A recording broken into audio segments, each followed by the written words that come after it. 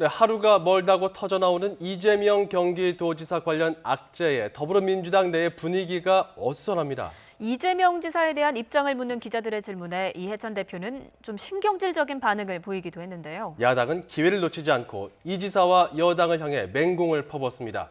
오늘 이 내용 김영준 명지대 교수, 이종훈 정치평론가와 집중 분석합니다. 어서 오십시오. 네, 안녕하세요. 네, 주말 내내 발칵 뒤집힌 정치권에 이 지사와 가깝다는 민주당 이해찬 대표도 예민해진 걸까요? 주제어 보시죠. 이 지사 관련해서 오늘 입장을 민주당이 냈는데요. 당에서 어떤 조치하실지 말씀해 주시죠. 그만들어 이제. 오늘 최고위에서는 좀 논의가 안 나왔나요? 그만하라니까.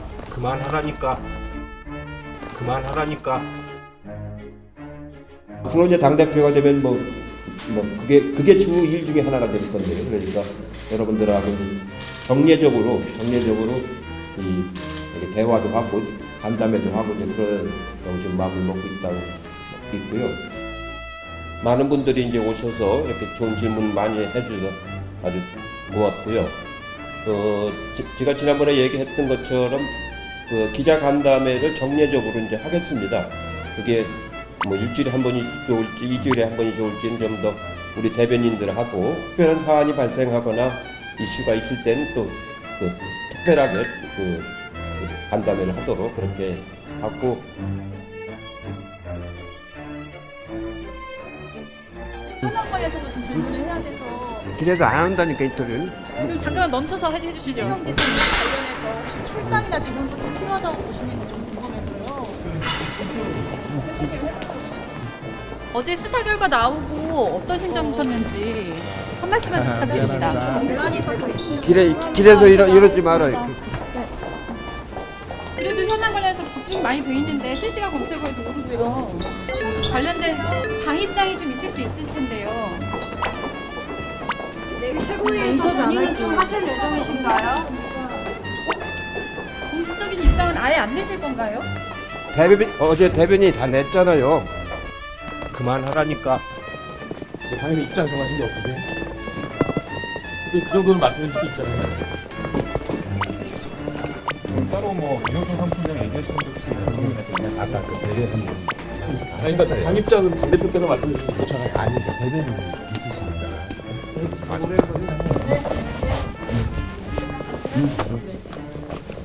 여러분 이렇게 다니면서 인터뷰는 안 하시잖아요. 아니 근데 어디 앉아서 하실 기회도 안 주시잖아요. 간다는 거 기자 간다는 거 오늘 하시잖아요. 입장 발표하신 분이 보셨어요? 그것만 더 여쭤보고.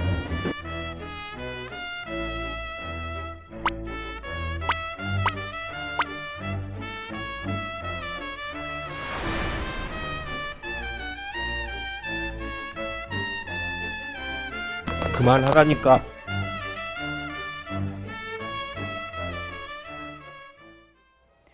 네, 이해찬 대표, 그동안 이재명 지사를 좀 그래도 감싸는 입장이었는데 오늘은 말을 아끼고 좀 예민한 모습을 보였습니다.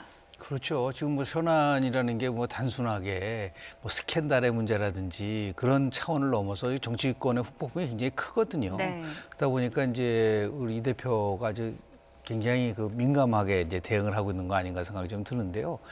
오늘 아마 뉴스에서 문재인 대통령이 한 말, 소통과 공감과 소통이라는 단어를 쓰셨어요. 자기가 생각하고 있는 공감과 소통이 얕고 참 간여는 쪽이다는 얘기를 했는데 그 중에서 키워드는 소통이거든요. 그러니까 민주정치의 핵심은 소통이고 아무리 뭐 힘들고 어렵다 하더라도 뭐 당대변인이 다 한다고 한다면 당대표를 뽑을 이유가 뭐가 있어요. 오히려 여유를 갖고 뭐 곧 기자간담회를 통해서 이 문제와 관련돼서 당의 입장을 명쾌하게 밝힐 테니까 그때까지 기다려달라라고 하게끔 하는 것이 훨씬 나은 것이죠. 예. 저런 식적으로 그렇게 반응을 하는 것은 오히려 당대표답지 않다라는 생각이 좀 들고 저것은 결코 뭐 이해찬 대표만이 아니라 민주당 전체로 봐서도 크게 그 국민들에게 설득을 하지 못하는 그런 모양새를 보이고 있거든요. 예. 뭐 본인이 뭐 결정적인 현안이 나오게 되면은 기자간담회를 통해서 밝힌다고 얘기를 했으니까 네. 그 문제와 관련돼서도 명쾌하게 당의 입장, 뭐 현재까지 당은 검찰 수사나 또 법원의 판단을 지켜본도 대응하겠다라고 얘기를 하고 있는데 예. 이건 지나치게 굉장히 그 수사적인 말이고요. 국민들이 원하는 그런 쪽에 그런 그 나름대로의 소통을 좀 했으면 좋지 않을까 생각을 합니다. 그런 네. 얘기가 나오는 건 아무래도 안희정 전 지사도 문제가 있을 때 하루 만에 당에서는 제명 조치가 나왔었는데 뭐 이렇다 할 지금 반응은 나오지 않고 기다려보자 이런 입장이고요. 과거에 했던 이해찬 대표의 발언들, 특히 그 경선 당시에 김진표 당시 후보와 했던 이야기들 입장이 좀 갈렸거든요. 그때 상황 좀 잠깐 보고 가겠습니다. 이재명 부분 저는 뭐 그 부분에 대해서는 잘 모르겠습니다. 근데 이 전당대회하고는 별 관계가 없을 겁니다. 김경수 지사나 이재명 지사 둘 다 우리한테는 굉장히 소중한 자산입니다. 많은 유권자들의 지지를 얻어서 이렇게 당선이 이제 됐는데 여기서 아직 검찰의 수사 결과가 나오기도 전에 예단을 해버리면은 그때부터 내분이 생기기 시작하는 겁니다. 저는 그 점을 제일 우려해서 하는 것이지 어느 편들고 그러는 거 아닙니다. 저는 이 시점에서 이재명 후보가 이제 이 문제에 대해서는 결단을 내려야 한다고 생각합니다. 본인이 정말 비난하는 게 아무 근거 없는 일이라면 명백히 밝히고 그렇지 않으면 본인이 스스로 결단해서 이 문제를 풀어야 한다고 생각하는데 저는 서영교 의원이 보여준 결단을 높이 평가합니다. 서영교 의원이 사무실 운영과 관련한 문제가 불거졌을 때 본인은 억울하다. 당에서 얘기 들어봐도 억울하다. 그런데 언론에 국민에게 전달된 것은 우리 당에 굉장한 부담을 준다. 이렇게 판단하고 본인이 스스로 탈당을 했습니다. 그 뒤에 법정을 통해서 모든 의혹을 다 분명하게 가려낸 뒤에 다시 우리 당에 복당을 해서 지금 당을 위해서 얼마나 열심히 뛰고 있습니까? 그런 결단이 지금 이재명 후보에게 필요한 때 아닌가? 언제까지나 이 의혹 제기를 계속 끌고만 갈 건가? 예, 경선 당시 상황을 보니까 뭐 선당 후사 서영교 의원 사례도 들었어요. 그러니까 지금 사태는 좀 큰 것 같은데 민주당 특히 그 지도부에서는 이렇다 할 그런 입장을 내놓지 않는 것 같다 이런 지적들이 많은 것 같아요. 조금 이례적이죠. 사실은 이런 사안이 불거지면 비교적 신속하게 최근에 이제 대응을 하는 게 각 정당들이 보이는 일련의 이제 행보들입니다. 그러니까 빨리 이제 이 의혹을 차단을 시켜서 논란이 더 커지는 것을 이제 불식시키겠다. 그런 의도로 보통 이제 이렇게 대응을 이제 해 오는데 예. 이번 같은 경우에는 의외로 지금 이제 당 지도부에서 좀 말을 많이 아끼세요. 그런데다가 오늘 이제 이해찬 대표가 보인 이제 저런 반응은 그러니까 이거 뭔가 조금 좀 과민 반응이다라는 느낌을 확 갖게 한다는 거죠. 그래요? 그러면 뭔가 말 못할 사연이 좀 있는 게 아닌가라는 이제 추론을 할 수밖에 없는 거고 뭐 여러 가지로 이제 추론을 해볼 수는 있겠습니다. 그러니까 이해찬 대표가 이제 나름 그렸던 차기 어떤 대권 구도와 관련해서 그림이 많이 망가지고 있는 부분들에 대해서 조금 이제 그 속내가 불편했을 그런 부분이 있을 수 있고요. 어떤 구도를 또 다른 이제 그 부분은 예. 이제 지금 사실은 뭐 다른 정당 쪽에서 많이 제기를 하고 있는 문제긴 한데, 그러니까 이해찬 대표와 이재명 지사 간의 뭔가 이 정치적인 어떤 연대 관계 그런 것 때문에 신세진 바도 있고, 그래서 사실은 지금 저렇게 표정 관리가 잘 안 되는 거 아니냐라고 하는 얘기도 지금 나오고 있는 그런 상황입니다. 그러니까 앞서 말씀드린 이제 차기 대선 구도와 이제 관련한 부분은. 예. 그러니까 이제 뭐 조금 전에 이제 그 당대표 경선 시절의 발언도 나왔습니다만, 그러니까 다양한 이제 그 대권 주자군들을 키워서 사실은 이제 차기 대선 관련해서는 일종의 이제 흥행을 이제 불러일으킬 그런 이제 구도를 지금 이제 머릿속에 그렸을 텐데 예. 자꾸 지금 후보군들이 탈락을 하고 있잖아요. 안희정 전 지사 비롯해서 뭐 김경수 지사 같은 경우는 계속 재판 중이라서 결과가 어떻게 될지 좀 두고 봐야 되는 상황이죠. 예. 거기다 이재명 지사 문제까지 자꾸 불거지니까 또 이 제가 조금 전에 말씀드린 이 후보군들이 유력 후보군들인데 계속 이런 식으로 탈락을 한다. 또 뭐 이런 상황이 온다면 당 대표로서는 가장 걱정을 안 할 수가 없는 거죠. 문재인 대통령 지지율도 최근에 이제 약간 그 약화되고 있는 그런 상황에서 차기 당 대권 주자들까지도 이런 식으로 계속 이제 힘을 잃어가면 예. 당 자체를 운영하기가 굉장히 어렵다. 국정에서의 주도력 행사가 좀 어려울 것이다. 이제 그런 생각을 할 수 있다라고 저는 생각을 합니다. 예. 그럼에도 불구하고 사실은 빨리 이 사안에 대해서는 입장 발표를 해야 하는 상황이죠. 신세진발을 언급하셨는데 두 분이 얼마나 친한 겁니까? 이재명 지사가 당선 직후에 경기도 평화부지사에 또 이화영 전 의원을 앉히기도 했잖아요. 그렇습니다. 그러다 보니까 이제 뭐 서로 연대설 조금 전에 얘기를 하셨는데요. 그래서 뭐 또 특히 이재명 경기도지사 같은 경우에는 뭐 원팀이 되어 출동같이 단결하자라고 얘기도 했고, 진보는 분열로 망한다가 반복되지 말아야 된다 이런 얘기까지를 했어요.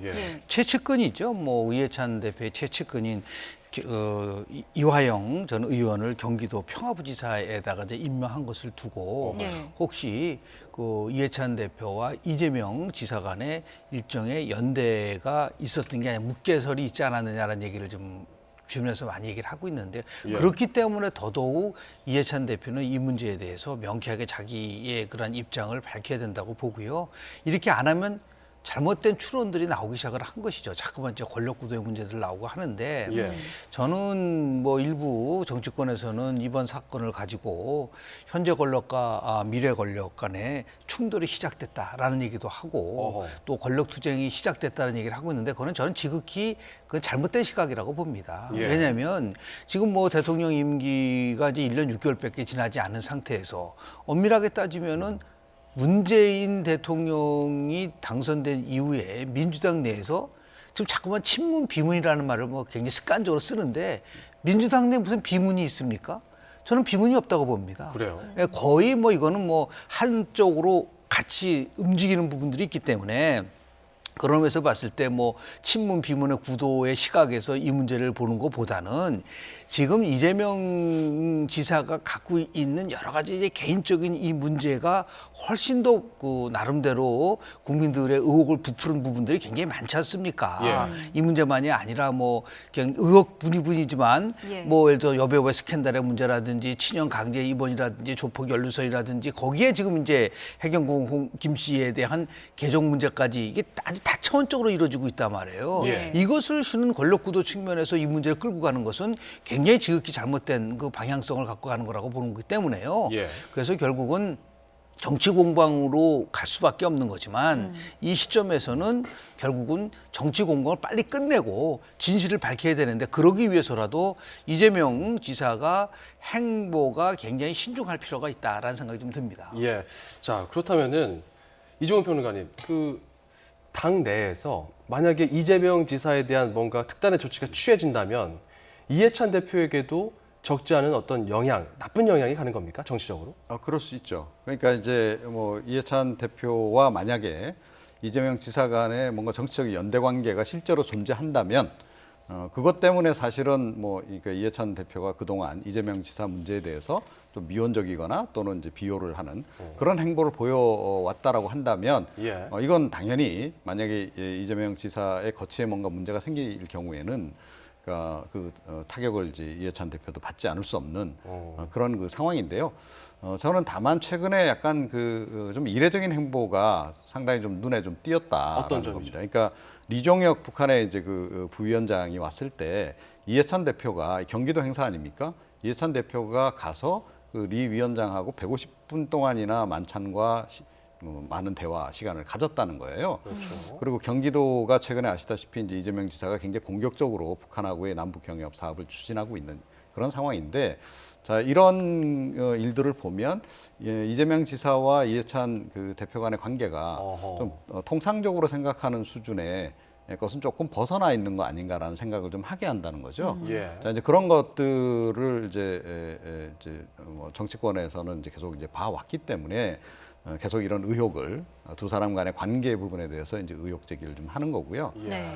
이제 그 관련해서 이해찬 대표의 뭔가 빅픽처에 대한 약간 좀 추론도 약간 억측에 가까운 추론도 나오고 있는 그런 상황이죠. 하긴 뭐 그 냉면 그 옥류관 후보지 같은 경우도 경기도권 내에서 좀 물색하기도 했던 그런 장면도 좀 생각이 나네요. 네, 어쨌든 뭐 이런 의혹들이 계속해서 나오고 있습니다. 하태경 최고위원은 이해찬 대표가 왜 출당을 시키지 않느냐, 이해 불가다 이런 목소리를 냈는데요. 들어보시겠습니다. 경찰이 단순히 정황만으로 이게 김혜경 씨다 이렇게 하지는 않았을 거라고 생각을 합니다. 정치를 자꾸 B급으로 전락시키는 당사자에 대해서 이해찬 대표가 결단을 해야 돼요. 안 그러면은 여당의 지지율이 이 지사를 싸고 돌면 돌수록 갈수록 떨어지는 그런 결과를 보게 될 겁니다. 저희 당 같은 경우는 즉각 출당을 시키죠. 출당을 시키고 나중에 또 설령 혹 무죄가 되면 다시 복당시킬 수가 있거든요. 이해찬 대표가 이재명 지사한테 아주 뭐 큰 신세를 졌거나 아니면 뭐 약점이 잡혔거나 뭐 둘 중 하나일 거예요. 그런 이유가 아니면 설명이 안 됩니다. 문재인 대통령 지지율이 좀 떨어지면 비문이 민주당에서 강해질 수 있다. 이런 정치적 계산하는 거 아니냐. 네, 신세졌거나 약점 잡힌 게 아니냐 이런 의혹들이 계속 나오고 있는데 조금 전에 평론가님께서 뭔가 빅픽처가 있는 게 아니냐라는 의견도 그 말에 내주셨는데 동의하지 않습니다. 네, 어떻게 이해찬 생각하세요? 물론 그 대표가 빅피처를 갖고 있을지는 모르지만 그 빅피처는 결국은 빚을 발할 수밖에 없어요. 대통령이 존재하고 있는데 이해찬 대표가 차기 대권을 모두 다 좌지우지할 수 있다는 것은 제가 볼 때는 그건 만약에 이해찬 대표가 그 생각을 갖고 있다면 그건 잘못된 부분이고 성공하기 어렵다고 보고요. 뭐 이해찬 대표 입장에서 볼 때는 뭐 이재명 지사라든지 아니면 김부겸 장관이라든지 임정서 실장이라든지 박원순 시장이라든지 지금 여당 내에서의 차기 대권 후보는 차고 넘칩니다. 그런데 굳이 이재명 지금 지사와의 관계를 통해서 민주집권 20년을 계획하고 있다? 제가 볼 때는 뭐 그거는 굉장히 너무 우리가 앞서가는 것이 아닌가라는 생각이 좀 드는 부분들이 있는 거고요. 저 하태경 의원이 얘기하는 거는 약간 물론 정치적으로 그렇게 해석을 할 수 있겠지만 어떻게 민주당이 현 상황에서 출당을 하고 아니면 제명을 할 수 있겠어요. 그래서 조금 전에 김진표 그 의원이 얘기한 게 정확하게 맞는 거예요. 선동 후사 입장으로 봤을 때 자기 스스로 결심을 하는 거죠. 스스로 자기가 당적을 정리하고 그리고 나서 모든 것이 명명백백하게 밝혀지면은 그 다음에 복당을 할 수 있는 것이죠. 지금 당으로서는 뭐 제명이라든지 출당을 할 수 있는 입장은 저는 전혀 아니라고 보고 있기 때문에 결국은 오늘 과연 이재명 지사가 어떤 입장을 표명할 것인가라는 그러한 것에 굉장히 관심을 가졌는데 역시 오늘도 보면은 경찰이 결국은 진실을 외면하고 권력을 선택했다라고 하는 식으로 지금 B급 경찰을 계속해서 공격하면서 이거 여론전을 하고 있는데 이런 부분들은 저는 이재명 지사가 굉장히 잘못 접근하고 있는 거라고 좀 보고 있기 때문에 그보다는 결국은 자기 스스로가 이 문제에 대한 정무적 판단을 사법적 판단을 기다리는 것이 아니라 정무적 판단을 해야 된다. 그리고 나서 나중에 당에 부담이 되지 않는 부분으로 가야지 자꾸만 이것을 친문 비문 또는 권력 투쟁의 관점에서 이거를 끌고 가려고 한다면 오히려 더 이재명 지사한테는 엄청난 부담이 될 뿐만 아니라 이해찬 대표도 그럴 경우는 할 수 없이 끌어낼 수밖에 없는 입장으로 간다라는 말씀 좀 드립니다. 일단은 사법부 최종 판단 전까지는 당 차원에서는 기다려보자 이런 입장이지만 이종걸 의원, 특히 이종걸 의원 같은 경우는 이재명 지사가 과거 대선 경선에 나왔을 때 적극적으로 이재명 후보를 지원했던 인물이거든요.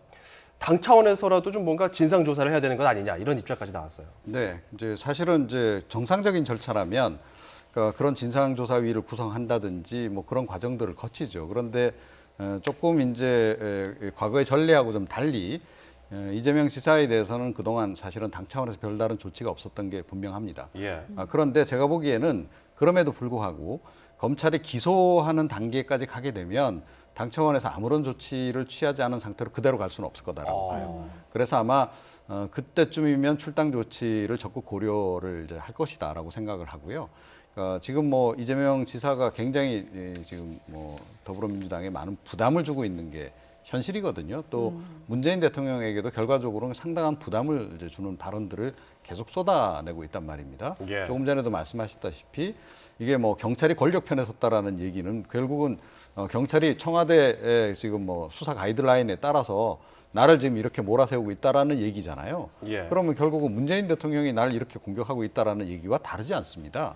자, 그렇다면 이런 얘기를 하는 사람을 이게 뭐 사실이라면 모르겠으나 사실과 달리 이런 식으로 계속 의혹 제기를 하는 그런 그 정치인이 당내에 있어서 되겠습니까? 그건 있을 수 없는 일이죠. 그래서 제가 보기엔 검찰 기소 국면에 가서는 출당 조치를 하는 순서로 갈 가능성이 좀 높지 않나 이렇게 생각합니다. 재판까지 가면. 네. 예. 당 차원에서 출당이라든지 제명 조치는 못할 거다 이런 이야기 왜냐하면 이게 실제로 그 해주셨는데 민주당 당원 단계를 보면요, 기소가 되면은 당원권 정지의 부분도 실은 없어요. 왜냐하면 자유한국당은 기소가 되면 당원권 정지라는 그런 그 조항이 있는데 또 어떤 조항까지 있냐면 이게 어떠한 나름대로 탄압을 받아가지고서 기소될 수 있는 가능성도 있다라고 할 경우에는 그것을 또 예외하는 규정들이 당원 단계에 있단 말이에요. 그래서 기소됐다고 해서 바로 출당하고 제명하기는 어려울 거라고 보는지요. 그래서 아마 그 단계가 가면 자연스럽게 자신이 정치적 판단을 할 거라고 보고 그것이 결국은 스스로 당적을 정리하는 그런 수순으로 가지 않을까. 결코 저는 당이 앞장서서 이 문제와 관련돼서 뭐 제명을 한다든지 아니면 출당하기는 조치를 취하는 것은 굉장히 어려울 거라고 저는 봅니다. 그럼 그때 돼서 이재명 지사가 먼저 탈당이라든지 이런 정치적 결단을 할 가능성도 높게 보시는 저는 건가요? 만약에 비중을 둔다면 그쪽에다가 비중을 좀 두고 싶고요. 또 그렇게 하는 것이 수순이고 그렇게 하는 것이 당의 부담을 줄어들면서 자신이 오히려 아주 굉장히 이 문제에 관련돼서 지금 보면은 거의 어떤 식으로 얘기를 하냐고 있냐면은 이 경찰이 민주당 정부하의 경찰입니다. 이 민주당 정부하의 경찰을 가지고 이거는 굉장히 잘못된 경찰이라는 것을 계속해서 지금 얘기를 하고 있는 이 상황인데 어떻게 그렇게 다니면은 문재인 정부하 속에서 이 이재명 지사랑 같이 함께 간다라는 것이 더 나아가서 지금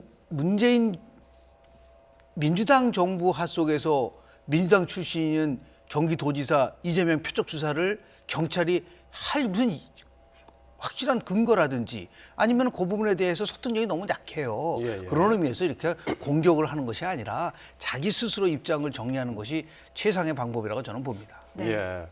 자, 이 문재인 대통령의 팬으로 일컬어지는 사람들 같은 경우는 일단 대통령의 부담을 덜기 위해서라도 스스로 좀 결단을 내려야 된다. 이런 식으로 당 내에서 그리고 지지 세력 내에서도 좀 의견이 갈리는 것 같습니다. 네, 그렇습니다. 그러니까 뭐 이재명 지사에 대해서는 사실은 문재인 대통령을 지지했던 그 핵심 세력들은 뭐 사실은 굉장히 약간 일련의 비토 활동들을 좀 전개하기도 했었죠. 그러니까 지난 경선 단계에서 사실은 뭐 자진 사퇴 얘기가 그때 벌써 나왔던 것이고, 그러니까 이번에는 이제 스스로 탈당하라는 얘기를 좀 하는 건데요. 그러니까 아마 당내 출당 논의가 이제 시작이 되면 본격화되고 그러면 이재명 지사가 스스로 먼저 그 자진 탈당할 가능성도 좀 높다 이렇게 봐야 되겠죠.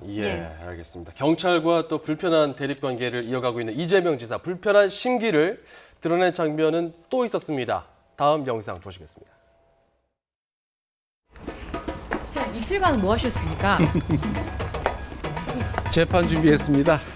표적 수사라고 주장하시던데 도청에서 얘기할게요. 허위 사실이라면 법적 대응하십니까? 지사님 되게 고소고발 많이 하시잖아요. 이 건에 대해서도 고소고발 하십니까?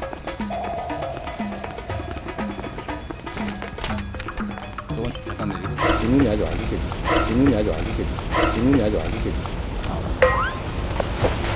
뭐 질문이 아니든지 딱 어디 있습니까? 여권 내부를 야권이 지켜보기에도 분명한 정치적 보복이 있는 것 같습니다.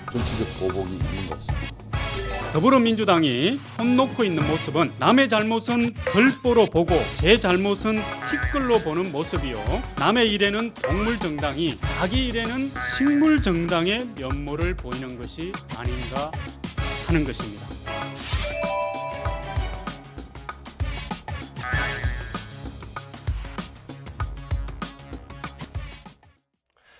네, 야당의 비판은 뭐 그럴 수 있다고 생각하는데 앞서서 그 기자의 질문에 대해서 악의적이다라고 대답한 것은 어떤 점 때문에 그렇게 반응했을까요? 글쎄요. 그런데 기자들의 질문은 늘 악의 반 선의 반 아닌가요? 저는 그렇게 이해를 하는데. 진실을 찾기 위한 질문. 그렇죠.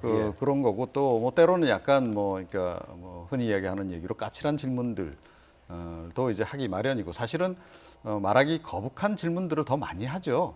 그러니까 의혹 제기된 부분들에 대해서 기자들은 국민을 대신해서 국민의 알 권리 보장 차원에서 이제 질문을 던지는 건데 이재명 지사 같은 경우는 이미 사실은 지난 경기지사 선거 끝나고 난 직후에도 뭐 마이크를 갑자기 확 떼고 인터뷰 안 하겠다 그래서 논란이 이제 된 적도 있는데 이번에 또 저런 모습을 이제 보여줬어요. 저거는 사실은 공직자로서 그렇게 바람직한 태도는 아니고 특히 이 국면에서 본인에게 별로 유리한 그 모습은 아니다. 저는 그렇게 생각을 합니다. 네, 뭐 야당은 자유한국당은 일단 야권이 보기에도 이건 여권 내에 분명한 정치적 보복이 있는 것 같다라면서 뭐 또 국민 인내심의 한계가 넘었다 이런 발언도 쏟아놓고 있던데요. 그 속내는 뭘까요? 아니 뭐 내부 권력 투쟁의 시작의 관점에서 보는 거라고 볼 수가 있는데요.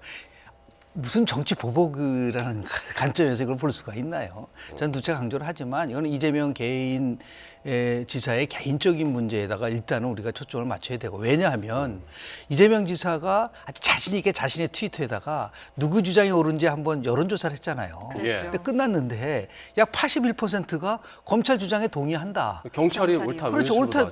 그게 굉장히 중요한 함의를 갖고 있는 거예요. 딴 것도 아니고 자신의 트위터에 설문조사를 했는데 검찰 주장에 동의한다가 82%고 뭐 김혜경 씨 변호인 얘기하는 것에 대해서 지지한다는 비율은 10%밖에 안 된단 말이에요. 그러니까 결국은 그 부분 속에서 지금 이 상황이 어떻게 전개했다는 걸 정확하게 파악을 할 필요가 있는 것이죠. 그렇기 때문에 이렇게 자꾸만 경찰이 진실이 아니라 뭐 권력을 선택했다고 얘기를 하니까 저렇게 야권도 그런 식으로 이제 지금 자꾸만 논평이 나오는 거예요. 결국은 이재명 지사가 정치보복을 당했다라는 식으로 가다 보니까 권력 내에 있어서의 투쟁의 관점에서 야당은 자꾸만 얘기를 해야지 이득이 된다는 판단 속에서 그렇게 얘기를 하고 있는 거 아니겠습니까? 그러면서 봤을 때 빨리 다시 한번 누차 강조를 하지만, 물론 이재명 지사는 얘기를 했어요.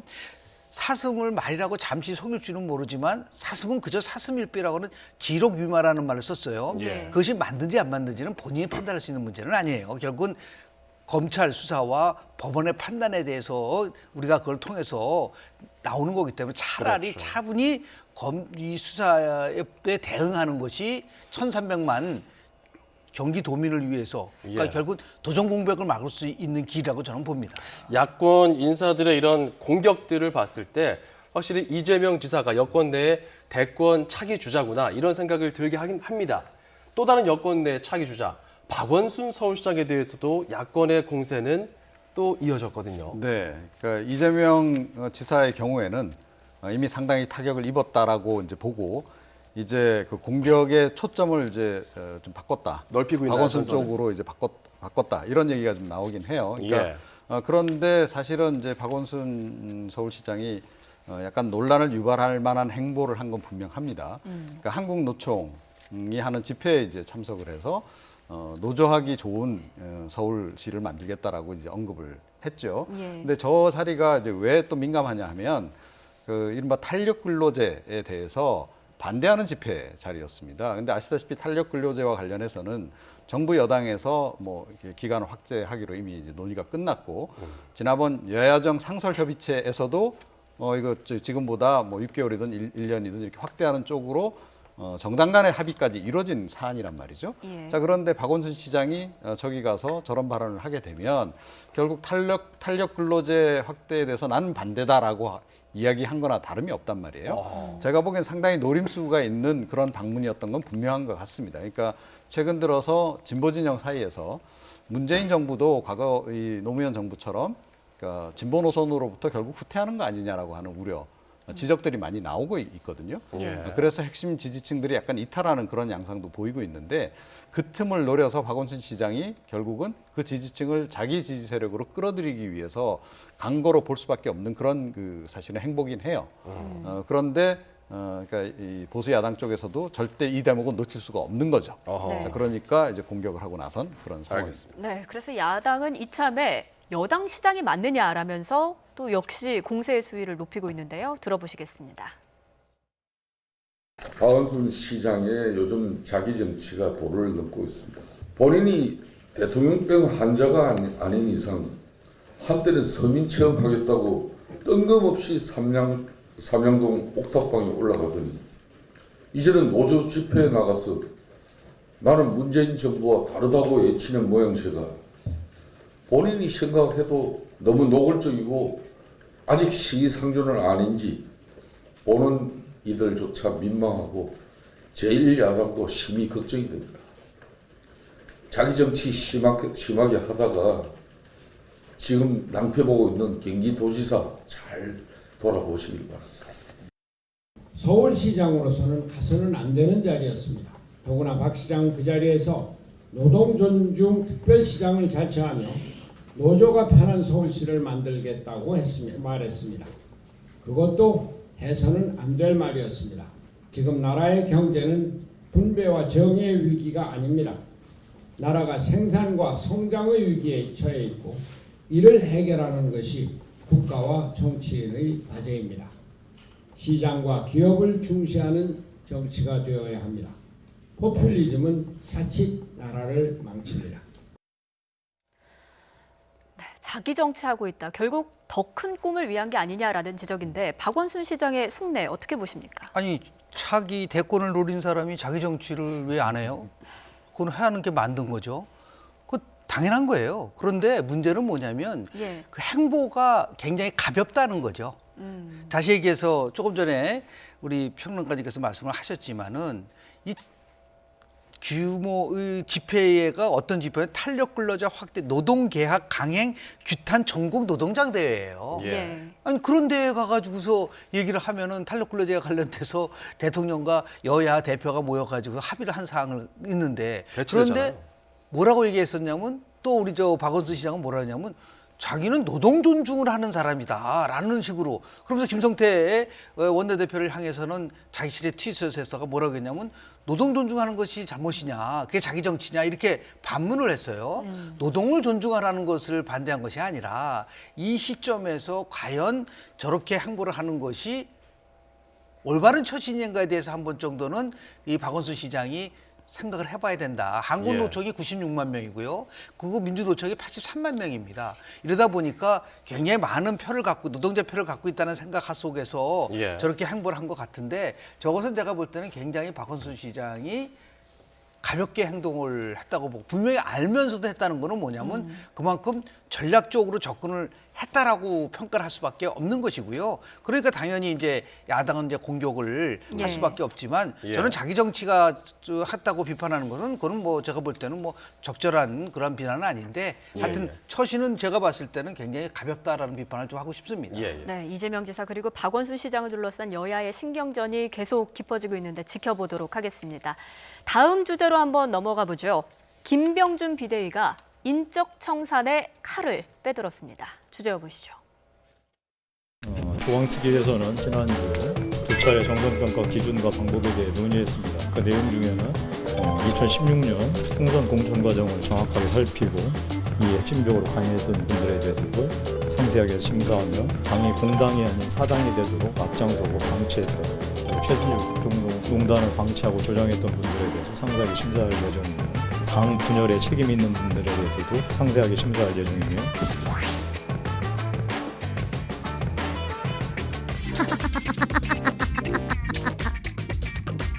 얘도 두목들의 정치죠. 이 마피아와 다를 게 하나도 없어요. 뭐 마피아보다도 못하죠. 마피아는 역사라도 쉽지 않습니까? 예, 이현주 의원은 참 제가 보기로는 도시를 제대로 이해하는 분이 드디어 등장을 했구나 하는 생각도 합니다. 접촉 중이시군요, 적극적으로.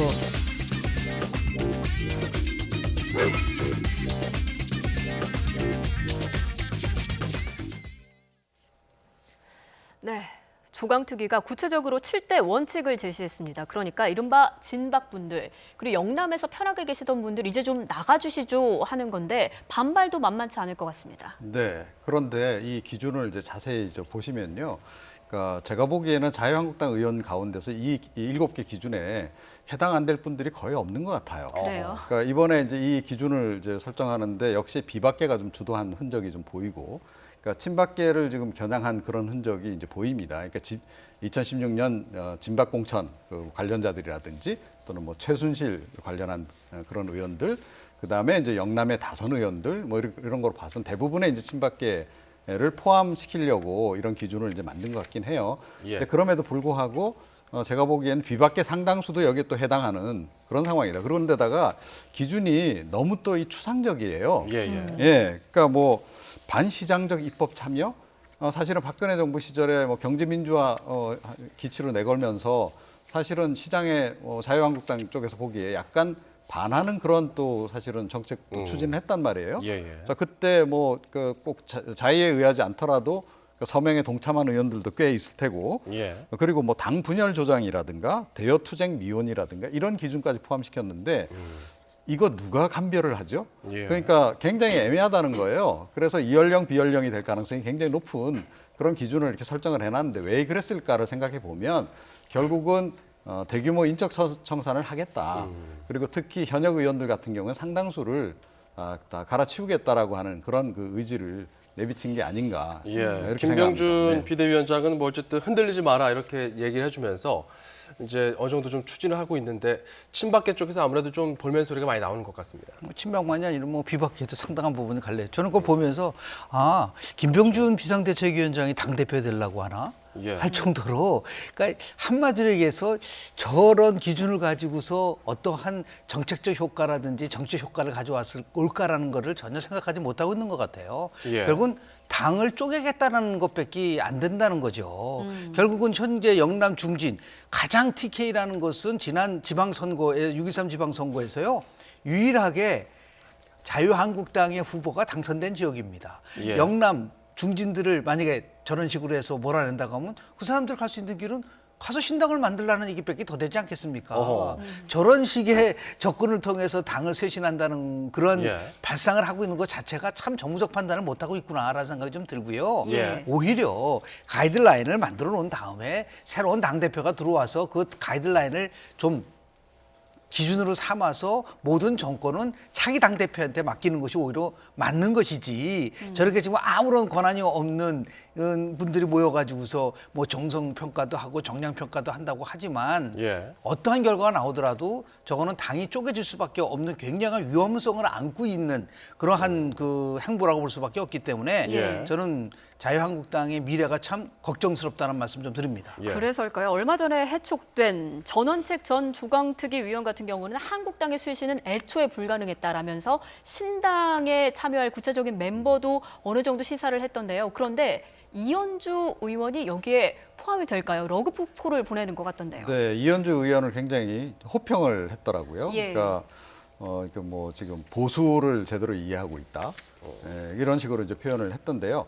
그러니까 사실은 이제 뭐 자유한국당 의원, 바른미래당 의원 한 10여 명과 함께 포럼 만든다는 거 아닙니까? 그래서 예. 그게 신당으로 갈지도 모른다라는 얘기를 지금 얼마 전에 했는데 예. 거기에 이현주 의원이 포함되어 있는 거 아닌가 이런 좀 추정을 하게 합니다. 예. 그런데 이현주 의원 뭐 약간 관심이 가긴 하겠죠. 그러니까 조금 전에 이제 그 자유한국당 지도부에서 내놓은 조강특위에서 내놓은 기준도 보셨지만 자유한국당 의원들 중에 살아남을 의원들이 과연 있겠습니까?